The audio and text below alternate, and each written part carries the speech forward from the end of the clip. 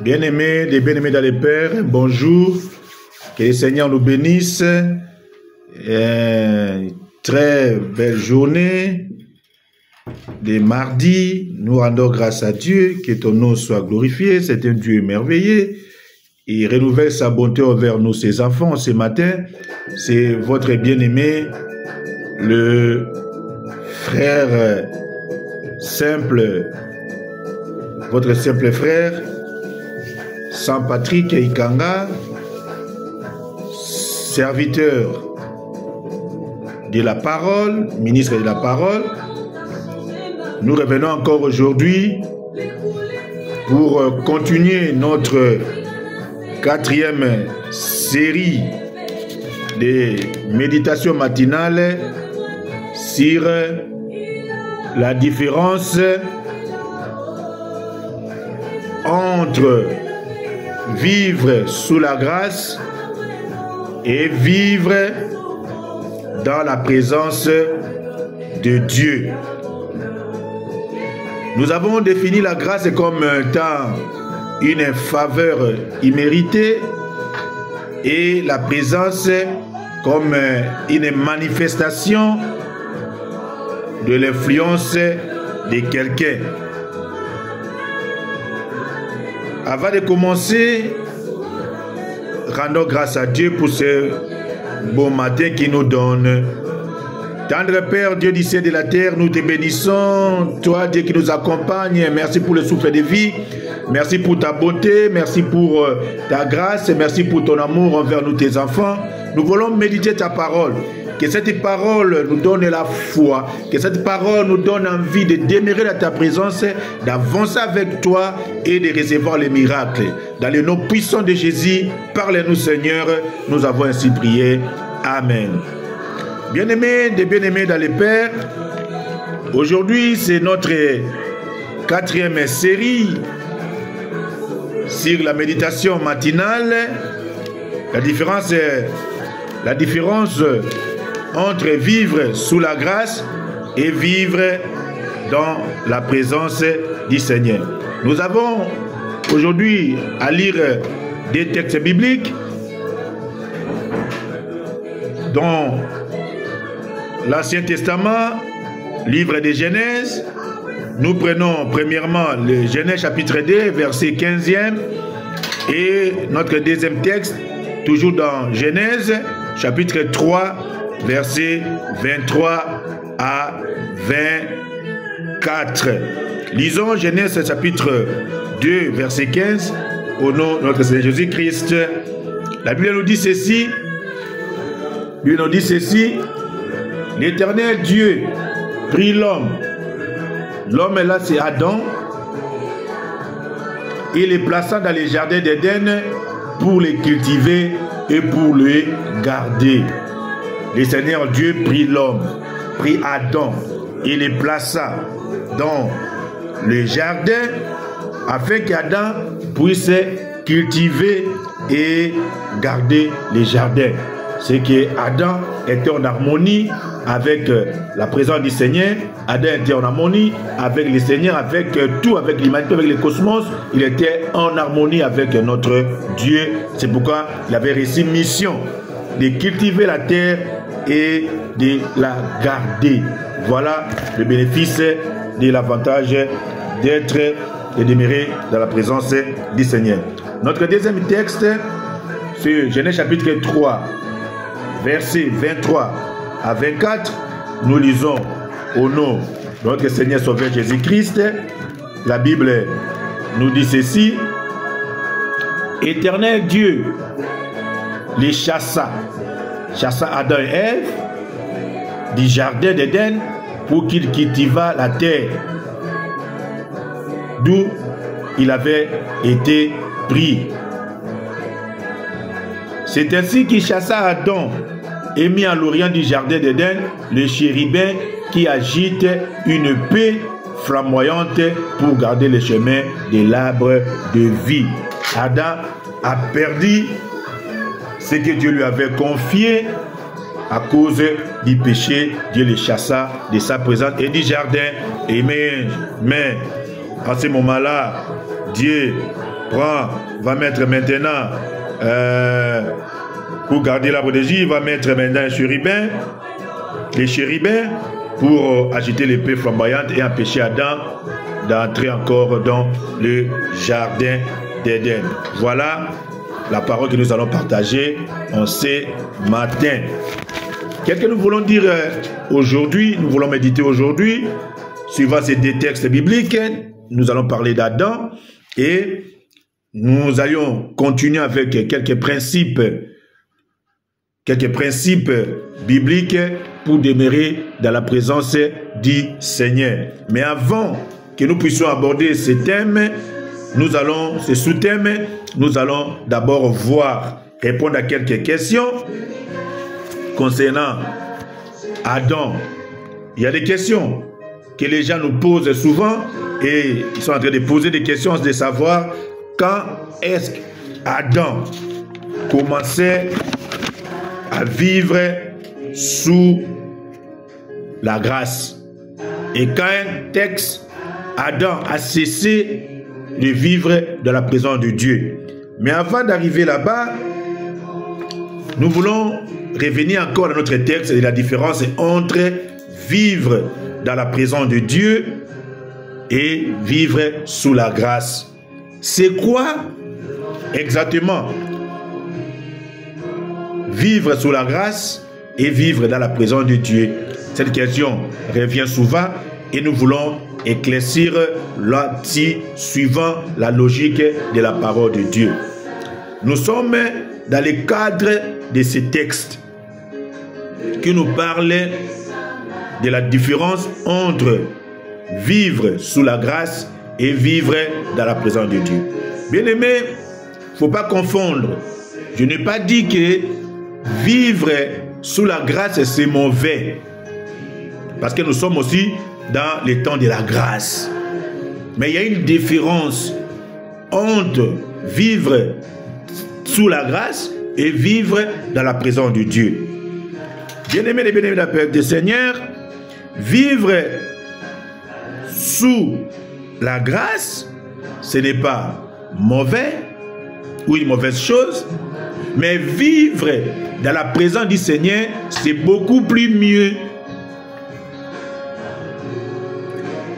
Mais la différence entre vivre sous la grâce et vivre dans la présence de Dieu se situe sur le fait que les chrétiens qui vivent sous la grâce peuvent vivre sa foi en espérant que la volonté de Dieu se réalise dans sa vie. Comme nous savons, dans la volonté de Dieu, il y a des dimensions aussi dans la volonté de Dieu. C'est un thème que nous parlerons aussi dans une autre méditation, dans une autre page de méditation. Mais nous devons retenir ceci. Dans la volonté de Dieu, il y a ce que nous appelons la volonté permissive de Dieu et la volonté absolue de Dieu. La volonté permissive de Dieu,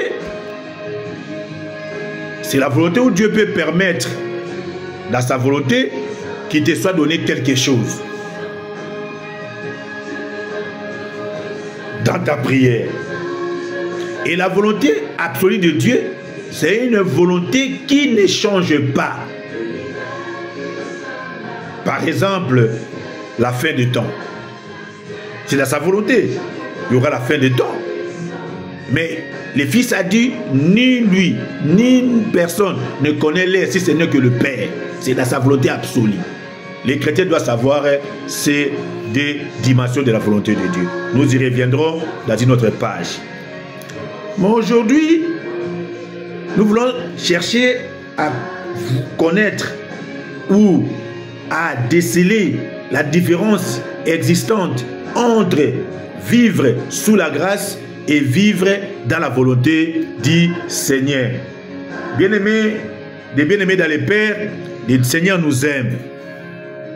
C'est pourquoi, à la fois, nous vivons dans sa grâce, sous sa grâce et dans sa présence. Comme je viens de le dire, les chrétiens qui vivent sous la grâce se verra vivre sa foi, tout en espérant que la volonté de Dieu se réalise dans sa vie. Mais les chrétiens qui dépassent l'aspect de vivre sous la grâce, qui est dans la présence du Seigneur et qui demeure dans cette présence, ces chrétiens-là vivra sa foi dans une haute dimension d'accélération surnaturelle des choses spirituelles. C'est là où nous voyons souvent là où les gens disent comment moi Dieu ne m'a pas exaucé, mais lui quand il prie Dieu l'exauce. Et nous souvenons de la prière du Seigneur qu'il a dit Père, je sais que tu m'exauces. Pour dire cette prière là, il faut demeurer dans sa présence.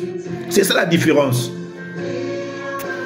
Nous sommes tous des serviteurs de Dieu, mais si nous ne demeurons pas, nous ne grandissons pas dans la présence du Seigneur, dans la manifestation de la puissance, il y aura une grande différence.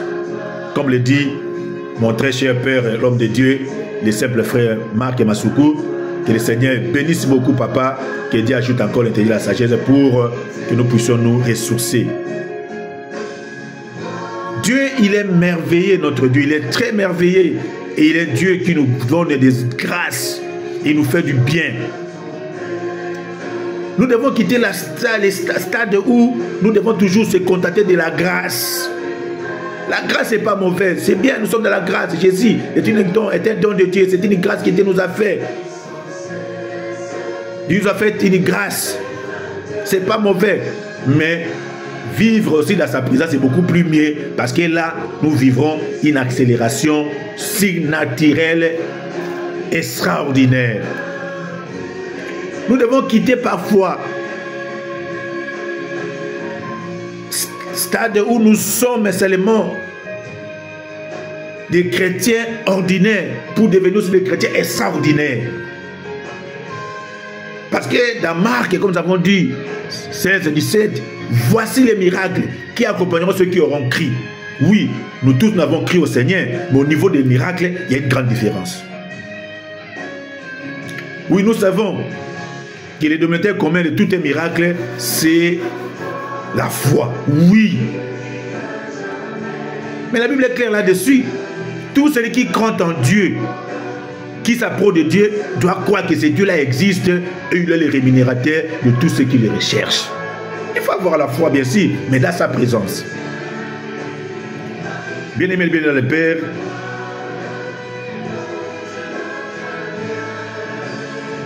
quelqu'un qui vit dans la grâce, comme nous avons dit, sous la grâce, vivra sa foi en espérant que Dieu accomplit sa volonté dans sa vie. Mais celui qui est dans sa présence vivra dans une vie de puissance spirituelle, d'une accélération extraordinaire de surnaturel. Les surnaturels, comme Élie et les prophètes de Baal. Oui. On peut prier, mais au niveau des résultats, on ne peut pas voir les mêmes effets. Parce que l'autre, il est dans la présence, il aura la réponse vite et du surnaturel dans sa vie. Il vivra cela. Mais celui qui est sous la grâce, il attendra que la volonté de Dieu s'accomplisse. Et bien aimé, évitez tout ce que nous disons tout le temps là. Tout ce qui m'arrive, c'est la volonté de Dieu. Oui, je l'ai dit comme il dit à sa volonté. Mais il y a aussi ce que nous appelons la méchanceté humaine. Tout ce qui nous arrive, ce n'est pas seulement la volonté de Dieu. Il y a aussi des choses qui nous arrivent par la méchanceté humaine. Nous devons faire un effort. Nous devons quitter ce stade de compréhension pour arriver à la pire compréhension. Car la Bible nous dit, vous connaîtrez la vérité et la vérité vous affranchira. Et si les filles de Dieu vous affranchissent, vous deviendrez réellement libre. J'ai déjà parlé de quoi vivre sous la grâce et de quoi vivre dans la présence de Dieu. Bien-aimé, celui qui vit sous la grâce n'expérimentera pas la puissance signataire de Dieu si il ne va pas dans sa présence.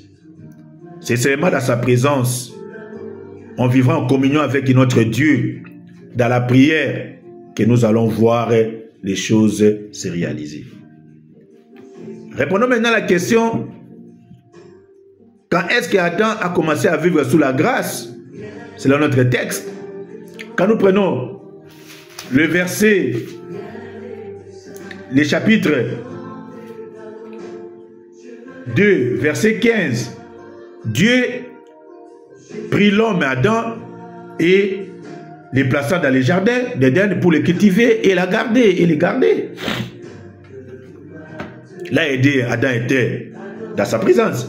Adam vivait à la fois sous la grâce de la création et dans la présence.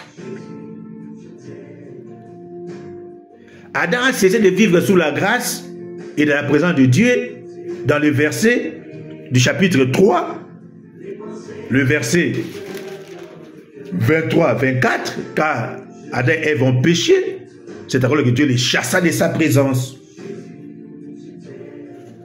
Et selon ces deux récits, nous allons voir que la relation a été coupée entre Dieu et l'humanité,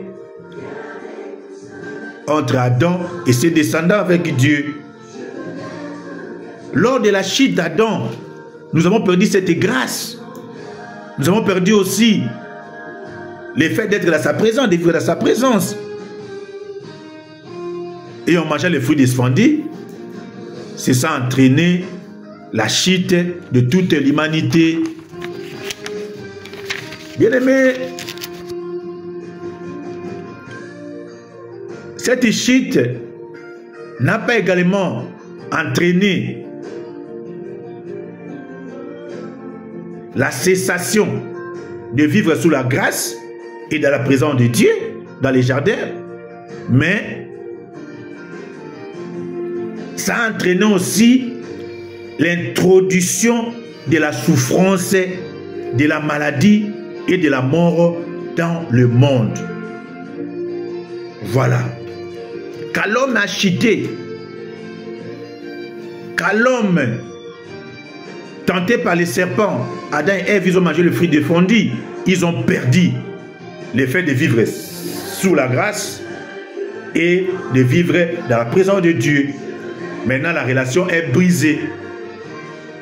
Et nous aussi, les descendants d'Abraham, cette relation était brisée et nous le verrons plus tard. Dieu, dans ses promesses, dans son alliance, il va maintenant restaurer en envoyant son Fils Jésus-Christ pour nous ramener dans l'alliance, dans l'intimité, dans la relation qui a été brisée dans le jardin d'Éden. Voilà, la chute d'Adam a introduit dans le monde la souffrance, la maladie, la mort. Mais pour que nous puissions guérir aujourd'hui, vous allez remarquer qu'il y a des chrétiens qui vivent sous la grâce tout en étant malades, sous la grâce tout en étant possédés, sous la grâce tout en étant stérile, sous la grâce tout en étant dans une situation précaire de la vie, dans le chômage, dans les maladies héréditaires. Mais si nous voulons avoir la guérison divine, nous devons demeurer dans la présence du Seigneur. Et il y a des principes pour demeurer dans la présence du Seigneur. C'est ce que nous allons partager dans les jours à venir. Nous allons le voir mercredi. Restez toujours connectés, branchés. Aimez la prédication, la méditation. Abonnez-vous dans notre chaîne YouTube. Et nous allons nous continuer. Le Seigneur va nous bénir encore davantage. Que le Seigneur te bénisse. Toi qui es sous la grâce, toi qui crois au Jésus, toi tu es fervent dans son œuvre, tu es sous la grâce, la maladie t'a terrassé, le chômage, les difficultés de la vie, la stérilité, les maladies incurables, les maladies héréditaires, mari ou femme de nuit, des possessions démoniaques. Lève-toi, entre dans sa présence. Demain dans sa présence, tu vivras les signes naturels, le miracle de Dieu. Vivre dans sa présence, c'est beaucoup mieux que vivre seulement sous la grâce. La grâce c'est mieux, c'est bien, mais vivre à sa présence, c'est beaucoup plus mieux. Que le Seigneur nous bénisse. Nous allons prier. Lève-toi là où tu es. Tu vas faire cette prière avec moi. Nous allons faire cette prière ensemble. Nous allons prier le Seigneur. Et tu vas faire cette prière. Mais je veux que tu prennes d'abord quelques minutes par rapport à cette méditation. Tu dises au Seigneur merci. Merci de m'avoir révélé que vivre sous la grâce est bien, mais vivre dans ta présence, c'est beaucoup plus mieux. Merci Seigneur. Merci Seigneur, tu pries. Seigneur, nous te prions. Te disons merci pour ta parole que nous avons partagée ce matin. Que cette parole demeure dans nos cœurs et nous fasse avancer dans ton œuvre. Et que les bénédictions, les grâces nous soient déversées au nom puissant de Jésus-Christ. Tu vas faire cette prière où tu vas avec moi. Seigneur, je te prie de venir souverainement.